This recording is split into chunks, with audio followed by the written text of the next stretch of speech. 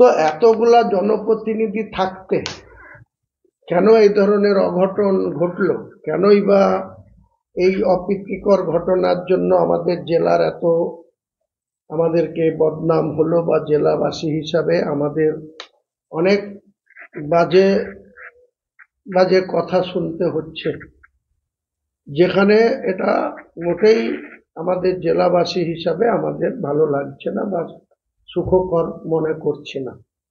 তাই জেলা পরিষদে অল্প সংখ্যক অন্য দলের প্রতিনিধি রয়েছে, তারা সকলে মিলে এই জেলাটার মান সম্মান বা এই জেলাটার হিত গৌরব পুনরুদ্ধার করতে হবে। কারণ আমরা দেখতে পারি এখনো কিছু দায়িত্ব জ্ঞানহীন নেতা নেত্রী তারা তাদের মতো করে ঘোলা জলে মাছ ধরার চেষ্টা করছে।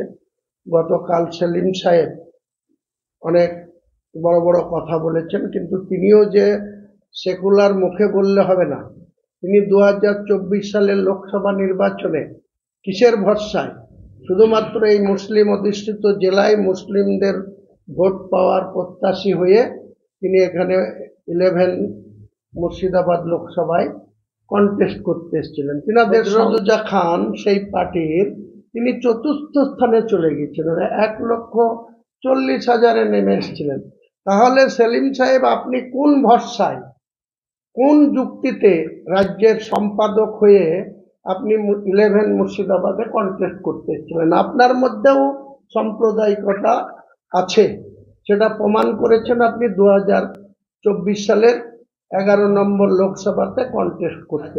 ক্যাবিনেটের মন্ত্রী হয়ে আপনি অনেক কিছু আপনার খেলা দেখিয়েছিলেন, কিন্তু আপনি এখন ঘোলা জলে যেভাবে শুভেন্দু অধিকারী এই রাজ্যটাকে আমাদের সাম্প্রদায়িক সম্প্রীতি নষ্ট করার জন্য প্রতি পদে পদে সাম্প্রদায়িকতার বিষ ছড়াচ্ছে, একইভাবে দিলীপ ঘোষ যেভাবে কথা বলছেন, অর্জুন সিং তিনি আবার বলেছেন তিনি নাকি এত ক্ষমতাবান হয়ে গেছেন যে ঝাড়খণ্ড আর বিহার থেকে তিনার নাকি লোক ঢুকিয়ে তিনি মুর্শিদাবাদ আর মালদাকে তিনি সোজা করে দেবেন। তা আমি অর্জুন সিংকে চ্যালেঞ্জ করে বলছি, আপনাকে মুর্শিদাবাদ মালদা ঢোকার কোনো সুযোগ মুর্শিদাবাদের মানুষ মালদার মানুষ দেবে না, আপনি ঢুকতেও পারবেন না।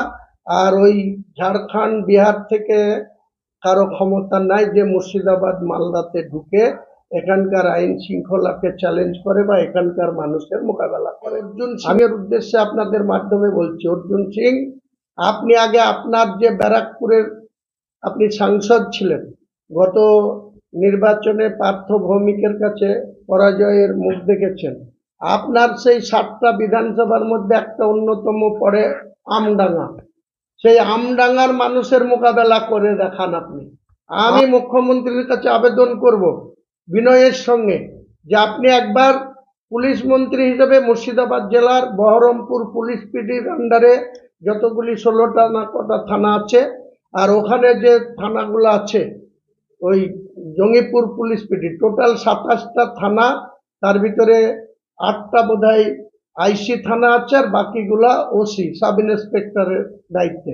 আপনি টোটাল এই ওসি আর আইসিদের একবার দয়া করে মুর্শিদাবাদের মানুষকে পরীক্ষা করার জন্য তাদের পুলিশের যে পার্সোনাল স্বার্থে যেভাবে এখানকার মাটিকে ব্যবহার করছে, থানাগুলোতে চেয়ারকে ব্যবহার করছে, তাদের একবার ট্রান্সফার করে আপনি হাওড়া জেলা বা দক্ষিণ দিনাজপুর জেলা বা উত্তর দিনাজপুর জেলায় নিয়ে যান।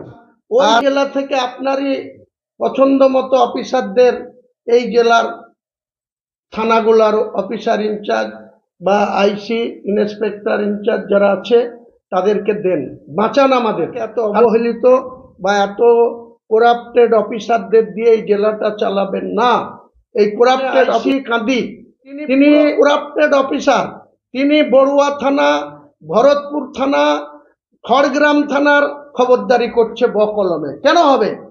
সেখানকার থানাগুলা কেন নিরপেক্ষ সার্ভিস দেবে না?